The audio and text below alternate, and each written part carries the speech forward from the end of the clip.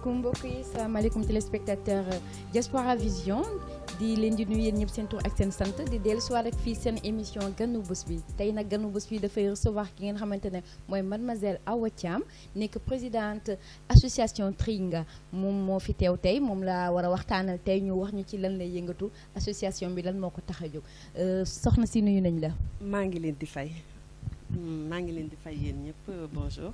di leen nuyu au nom de l'association Tringa et di leen nuyu de la part de la présidente que je suis Awa Thiam.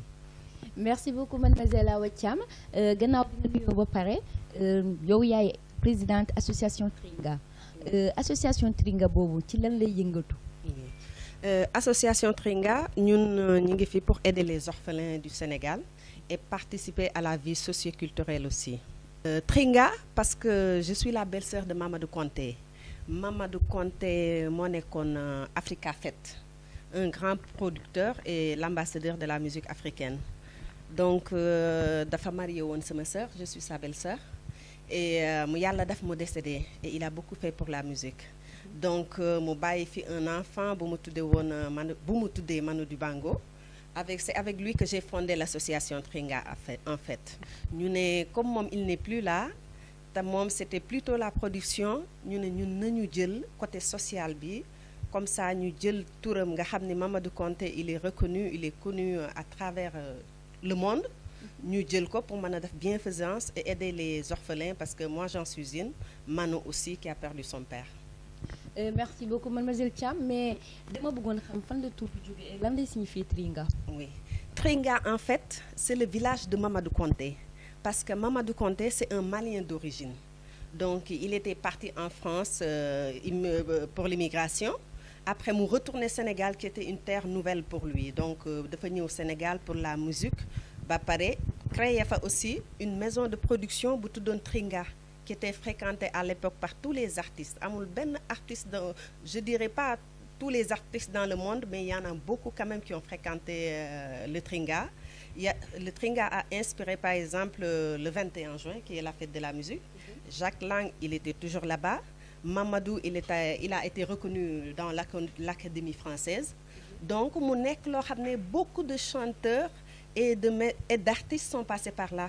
Ku mel ni Youssou Ndour, ku mel ni Baba Maal, il était toujours là-bas. Manu Dibango, foofu tous les artistes africains, je dirais, et internationaux étaient fréquents là-bas. Léegi bi mu demee ba nga xam ne nekkatul et Mamadou il n'est plus là pour faire un peu hommage à lui pour lui faire un clin d'œil on a créé ce Tringa donc moom lañ reproduire justement quand on en parle beaucoup nous disent Tringa c'était de bons moments donc c'était des moments artistiques et c'était des moments aussi culturels donc voilà pourquoi Tringa. Merci beaucoup mais dama bëggoon xam ban année la Tringa juddu li association bi ak fan la basé wu. waaw Tringa nag mi ngi judd en 2014 en fait je dirais même en 2011 la ñu am idée bi nous les membres fondateurs mais man comme je vis pas au Sénégal pour des raisons administratives j'étais obligée pour les enquêtes de faire tout le temps des allers-retours pour ñëwaat donc mu yeex donc officiellement c'est en 2014 qu'on a reçu le récépissé donc depuis 2014 ñu ngi ci terrain bi pour faire quelque chose dans le social. Depuis 2014 ngeen di def quelque chose ci terrain bi comme ni nga ko waxee mais lan ngeen jotagum def fi mu nekk nii fii ci diaspora bi tamit bëggoon naa xam ndax da ngeen fi installé wu wala. Oui effectivement diaspora bi peut-être ñu bari am na ñu fi déggul mais je dirais aussi que am na ñu fi dégg parce que depuis 2014 on est intervenu dans pas mal de domaines en fait. Parce que bi ñu ko créé on a commencé d'abord à aider la pouponnière de la Médina chaque année dañ fay def don di essayer di leen on a des projets avec eux pour faire l'adoption dinaa si ñëw un peu plus tard mais pour chronologie bi ñu def Tringa def nañu la pouponnière de Dakar aidé nañ ko je suis d'origine khomboloise donc def nañ fa des concerts par exemple concerts yoo xam ne avec Ngaka Blindé dañu jël may leen le centre culturel de Khombol on a acheté des livres on a pédagogique on a acheté des trucs informatiques jox leen abonnement aussi et tout ça pour loo xam ne dañ leen di dimbali parce que c'est tout la culture on participe au développement de l'enfant des orphelins à travers la culture la santé et l'éducation donc pour l'éducation aidé woon nañ leen ci livres yeeg yooyu yëpp centre culturel Khombole. Après ñu jóge fa chaque année dañuy organiser en fait un dîner de gala. Parce que ñun Mamadou c'est pas seulement la musique. Mais à un moment Mamadou par exemple son plus grand festival Africa Fête fi mu jóge mooy avec beaucoup d'artistes français, avec Bernard Lavillier, je pense qu'ils sont très connus, Mamadou Manu Dibango et tout ça. Da daan organiser des festivals à Paris, inviter tous les chanteurs français et internationaux. Yi mu doon récolter day dem ouvrir un hôpital ou bien quelque chose. Donc ñun idée boobu la ñu jël ba nga xam ne di ko suivre, parce que quand on cherche immigrés yi par exemple volet de la musique daf ko doon wax pour volet des immigrés. Parce que day doon bëgg immigré bi nekk am toit foyer yi moom moo ko exiger en France ba nga xam ni daf grève ba nga xam ni l'État français reconnaître que après aux étrangers pour leur foyer qu'ils ont droit à des foyers. Donc yu bari Mamadou def na ko dans le volet social. C'est pourquoi nous Tringa dañuy jël concert ou bien soirée comme dîner de gala bu ñu organiser chaque année luñ ci récolter aider ko fenn xool ban sujet la. Daaw c'était la maternité de Khombole. Vous me direz toujours Khombole, mais aussi là l'association c'est tout le Sénégal. Khombole parce que je suis née là-bas, mais on fait d'autres choses. Par exemple ren dinaa fi ñëw suñu objet suñu projet yi. Mais là aussi ñu ngi jël di def chaque année bu ñu jël sujet bi dîner de gala bi lu ñu récolter dañ koy aider benn sujet ou bien benn personne ou bien une commune qui a besoin, qui est dans le besoin. Donc voilà loolu bokk na ci suñu réalisation. Suñu réalisation bokk na aussi ci école coranique bu ñuy dimbali de jeunes filles yoo xam ne xale yi ñoo fa nekk dañuy tout le temps lu ñu récolter ba dernièrement yóbbul nañ leen ay dons yenn saa dañuy dem dans le terrain laajte dans un premier temps l'état des lieux bien une liste de désirs léegi de besoins plutôt et bu ñu ko amee on essaie d'organiser quelque chose pour satisfaire leurs besoins. Mademoiselle Thiam comme ni ko waxee nii rek au niveau fii Italie est-ce que Tringa taxaw na fii am nga ay nit ñoo xamante ne bokk nañ ci association. Non loolu ci suñu projet yi en fait ci la bokk parce que je vis en Italie et dama ni il faut ñu def quelque chose. Dernièrement on a fait une réunion sur le côté par exemple étatique. maa ngi wax ak les hôpitaux et tout ça justement toujours dans le projet de la maternité de Khombole wax naa avec un hôpital de Bergamo qui nous a promis des lits, des choses, tout ce qu'ils avaient besoin parce que amuñu woon li ñu soxla yëpp malgré la soirée parce qu'il y avait des promesses et tout le reste. Mais bi ma demee gis par exemple à l'hôpital on m'a promis vraiment matériaux bu bari boo xam ne ñi ngi koy xaar pour yóbbul ko Khombole. Mais ça c'est seulement les hôpitaux. Mais par exemple pour les Sénégalais je suis pas encore bien intégrée. Et je cherche maintenant à faire quelque chose avec eux parce que ñi ngi am benn projet boo xam ne dañ ko tuddee sans Modou sans orphelin. Pourquoi sans Modou sans orphelin? Parce que on se dit que fii ñu bari ñi ngi fi nekk di liggéey. Peut-être ils aident beaucoup leur famille. Mais il y a beaucoup d'orphelins yoo xam ne amuñu famille parce que je vois un Modou ou bien une Fatou que je suis. Man nga am sa xaalis nga yónnee à ta famille. Mais un enfant qui a perdu son père ou bien sa mère nga xam ne dañ ko dem dénkaane fenn comme notre culture au Sénégal ñu dénkaane la c'est par kër parents yi ou bien au village yoroo dara. On s'est dit Tringa ñu réunion man leen ce que je peux faire en Europe mooy ñu xool les 100 Modou ou Fatou parce que ça pas c'était plus facile pour nous de dire 100 Modou masculin féminin et tout ça ne pas suivre 100 Modou et 100 Fatou. Mais on s'est dit disons plutôt sans immigrés sans orphelins bu ñu jëlee ku nekk li nga fayee ko nga jël 5 euros yónnee ko par exemple benn orphelin boo xam ne dina ko soxla parce que peut-être du dara ci yow 5 euros mën nga ko jënde carte téléphoner ou bien quelque chose nga faire ce sacrifice là. Ça permet boo jëlee 100 pour le moment bu suñu objectif 100 la et on espère que ça grandit encore que ça fait plus de 100. bu ñu ko jëlee nga aider ci ku nekk peut-être 5 euros yi ou bien 7 euros 5000 lay nekk ci yow ou je sais pas 2500 2000 3000 francs. nga aider que quand nga envoyé dans le village ce sera quelque chose de grand pour lui.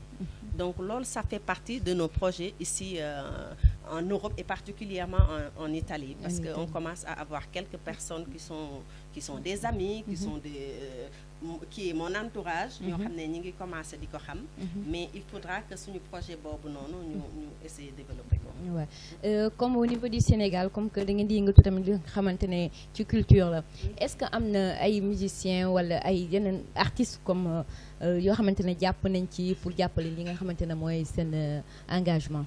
Oui musiciens, je remercie, j'en profite toujours pour remercier les musiciens. Parce que nous, chaque année, sur le dîner de gala, il n'y a pas... Quand nous m'avons envoyé, par exemple, quand nous m'avons invité, et là, c'est grâce au nom de Mamadou Konté. Parce que moi, je dis toujours, nous, surtout les gens de notre culture, nous avons la mentalité de faire de la bienfaisance. Parce que si tu vois en Europe, chaque chanteur a sa fondation ou bien son association, ou bien une association qui profiter pour aider les gens, pour faire quelque chose de la bienfaisance. Même ci taxi yeeg yooyu yëpp dañ la koy dindi et tout ça mais ñun peut-être di nga gis ñuy woy ou bien ñuy def dara du tey ñu bokk ci benn association. Loolu moo tax quand on a fait la culture par exemple yi ñu jot a def yëpp chaque fois qu'on a invité un chanteur il est venu. L'année dernière on a été à la TFM Youssou Ndour dafa def à notre disposition la télé, soirée Dakar ne dort pas, dans tous les médias vraiment l'ont repris. On a donné vraiment beaucoup de sites, on leur a donné un diplôme de reconnaissance. Parce que chanteurs aussi pareil, Daradji, Kumba Gawlo, Youssou Ndour, mais vraiment les frères Guissé, Kunti m'a invité, les gars blindé que je remercie au passage parce que chaque fois qu'on organise quelque chose, il est toujours venu. Donc vraiment les artistes, moi je leur dis que merci parce que cette année c'est notre troisième c'est notre troisième année d'organisation, tu vois. Mais heure bu ñu invité artistes, heure bu ñuy def soirée, ñeppay ñëw. Ku ñu ci invité da ngay woo la dernière fois bu ma nee interview laa bëgg da ngay gis nga dem kër ñoom dëggati ils te disent ah si c'est Mamadou Konté viens tout de suite. Guissé Pen qui est j'en profite pour le remercier aussi qui est le représentant de l'association des artistes dafa woo artistes yëpp donc sur ce plan vraiment on remercie tout le monde on n'a pas de problème ils sont toujours présents avec nous. À part artistes yi est-ce que am na ñoo xamante ne ci membre gouvernement bi ñu nekk ci ginnaaw di leen di jàppale aussi. Parce que le ministre de la Culture, c'est toujours dans le gouvernement. Et il est toujours présent dans notre association, dans nos projets, il est toujours présent. L'année dernière, il était dans son village natal pour des raisons de travail, mais il a envoyé le secrétaire général du ministère de la Culture. On avait fait un ASTA, nous français, tableau à l'ASTA, une vente aux enchères. Donc on avait fait une vente aux enchères dañu ñëw ñu jël 1,2 million ñu jël ko yóbbu ko ministère de la culture def ko fa nañu l'année prochaine dañ leen jàppale. Ça fait 3 semaines j'étais au Sénégal il m'a reçu il a dit non pour cette année on vous aide on vous suit. Donc moom il est présent. Pour le reste le président on a écrit l'année dernière tardivement mais cette année-ci on a écrit, on va suivre le dossier et puis voilà, j'espère qu'ils vont nous suivre. J'espère bien. Oui. Ces projets dans le futur. Dans le futur, moi, mon projet, c'est au niveau de l'association, c'est toujours de la bienfaisance. Parce que moi, je dis que en tant qu'orpheline, je dis toujours ça, pour business, pour une autre raison que j'ai envie de participer à la vie des orphelins au Sénégal parce que j'ai perdu ma mère, j'ai perdu mon père. Qu'est-ce que c'est être orphelin? Donc, dama ko def li au moins ne serait-ce que bi ma perdre sama yaay laa décidé un jour je ferai quelque chose pour les orphelins. Ne serait-ce qu'une toute petite chose boo xam ne ça me reste, je le fais. Demain, bu ma fi nekkatul woon, j'espère que association bi day suivre kenn dina ko jël continuer ko et tout ça. Mais mon but c'est d'aider. Mon but et mon projet, c'est d'essayer d'aider. Mon évolution, projet, par exemple, pour les immigrés, comme nous Mamadou nous faisons aussi avec la pouponnière de Dakar, par exemple. J'espère faire vraiment ce projet-là. C'est une adoption affective, en fait, parce qu'on s'est rendu compte que ce soit notre religion ou bien notre culture sénégalaise n'a pas vraiment la mentalité d'adopter. Toujours quelque chose, ils ont besoin, ils veulent être aidés et tout, à nos parents et tout. Nous, même on ne cherche pas à, je sais pas, creuser trop pour notre religion adopter ou pas. Nous, nous voulons quelque chose de bien. Donc on s'est dit à travers cette adoption adoptive là, affective plutôt, nous jël ben xalé bu ñak parent, ñu né yow par exemple tu es sa marraine ou bien tu es son parrain et puis donc tu n'es pas obligé administrativement tu n'es rien, mais au moins féete nañ la ko nga xam ne quand y a les fêtes di nga ko mën a dimbalee bu Korité ou bien Noël amee di nga ko mën a jëndal yére di ko aider un peu ba kaneen jël adopté ko. Donc là c'est participer impliqué à la mentalité sénégalaise ne lii war nga ko mën a dimbali même bu dul adoption administrative mu nekk adoption affective. Donc loolu j'espère que c'est un projet qui me tient à cœur et j'espère qu'un jour ça se réalisera. amiin yàlla baax na. ban message da ngay lancer ñi nga xamante ne ñooy immigré yi nekk fii te peut-être am na ñoo xam ne jéguñu loolu xamuñu loolu. lan nga leen di ñaax pour ñu mën a jàpp ci di seen projet aussi. Oui, li ma leen di wax mooy peut-être xamaguñu fii et maintenant il est temps vu que quand même je vis ici il est temps que je m'y mette moi aussi pour dem xamal leen association Tringa. J'invite tout immigré à participer à l'association Tringa parce que association boo xam ne la moi je dis juste que je suis la présidente demain kaneen mën na nekk présidente mais ñun quand même am nañ benn mentalité boo xam ne dañuy aider toujours. La preuve fii dama fi gis une gentillesse boo xam ne tey c'est rare quand même nga dem ci beneen communauté ñëw fekk nit ñi accueillir la nit ñi vraiment comme des frères et sœurs on a cette mentalité là quand même. Et ku nekk da ngay gis da ngay dimbali nit ñi da ngay dimbali sax ñoo xamul sénégalais mooy vraiment bokk na ci communauté boo xam ne mën nga romb nit nga may ko sans pour autant nga xam ko. Donc da ngay maye la preuve ñun aussi da ngay gis ñu bari dañuy dem saraxee yooyu noonu yëpp noonu. Donc nga ñëw bokk ci loo xam ne association la du politique du baneen raison du dara pour dimbali nit ñi comme yàlla def na ñun ñëpp ñu ngi fi nii. J'invite tout le monde ku nekk loo am ci lu ndaw loo mën a maye loo mën a dimbali et tout ça. nga jàppale que ce soit xale yi et tout parce que xam ne ñun on travaille dans la transparence ñun xaaruñu ci xaalis xaaruñu ci business xaaruñu ci pour ñun parce que on remercie le bon Dieu on peut survivre tout seul quoi. Donc dañu bëggoon ñoom ñëpp vraiment ñu invité leen ñu ñëw ci Tringa ku ci am idée ou bien projet ku ci mën a jàppale nga ñëw jàppale ci on est vraiment ouvert à tout le monde on invite tous les immigrés vraiment à venir ñu daf xam ne aussi ñi ngi compter ñun nous sommes des gens qui comptons nous sommes des gens qui participons à la vie économique du Sénégal à la vie culturelle et tout ça donc mën nañ ci mën a def développement bu bari jël suñu xaalis ou bien suñuy idée pas seulement xaalis ou suñuy idée ou bien yenn saa nga gis kuy maye ou bien nga bëgg a def dara nga ñëw donc on invite tout le monde yéen ñëpp na ngeen ci jàpp daal Tringa c'est pour tout le monde. Merci ñu bàyyi la rek nga tàggatoo ak askan bi. Oui donc maa ngi leen di tàggu et puis maa ngi leen di inviter aussi yéen ñëpp ngeen ñëw ci association Tringa ngeen ñëw ñu ngi préparer comme tous les ans comme nous le faisons. Toujours un dîner de gala le 27 octobre xam naa au Sénégal ñu ngi ci invité ñëpp ñu ñëw ci aussi comme ça au moins toujours ñu jàppale orphelins parce que cette année ci Casamance la ñu bëgg a jël sujet bi daaw c'était la maternité de Khombole ren c'est la Casamance les enfants les orphelins de Bofar ñun dugguñu ci affaire bi lan moo xewul ku tooñ et tout non c'est pas Tringa c'est une association de bienfaisance lu ñu dugg mooy am na ay xale yooyu yu ñàkk seen parents c'est des orphelins donc bu ñu mënee dajale dara ñu may leen ko ñun li ci des ak problème ak kii non xale yi nga xam ne ñàkk nañu seeni parents ñooñu la ñu bëgg a aider et puis prochainement j'espère qu'avec tous les amis là on va faire quelque chose en Italie parce que quand même ci Italie lañ nekk on doit faire quelque chose. Merci beaucoup à tout le monde et merci beaucoup à vous aussi pour la disponibilité. Merci beaucoup c'était mademoiselle Awa Thiam moo nekkoon tey ganu bés fi ñoo ngi koy remercier bu baax a baax muy yëngatu nag ci li nga xamante ne mooy association Tringa comme ni mu lancé message bi di lu am importance aussi di ñaan nag sénégalais yi fi nekk ñu xam ne li mu wax projet yi pour ñun la pour suñuy mbokk lañ suñuy rakk suñuy mag ku ci mën a jàpp rek nga jàpp ci képp koo xam ne rek bëgg nga am contagam soo ñu woowee dinañ la ko jox nga mën a bokk ci association maa ngi leen di remercier bu baax a baax te di leen di jox dig dajee beneen yoon di remercier ki nga xamante nag moo nekkoon ci technique bi di Augustin Faye ak monsieur Malick Sakho au revoir à la prochaine. Merci.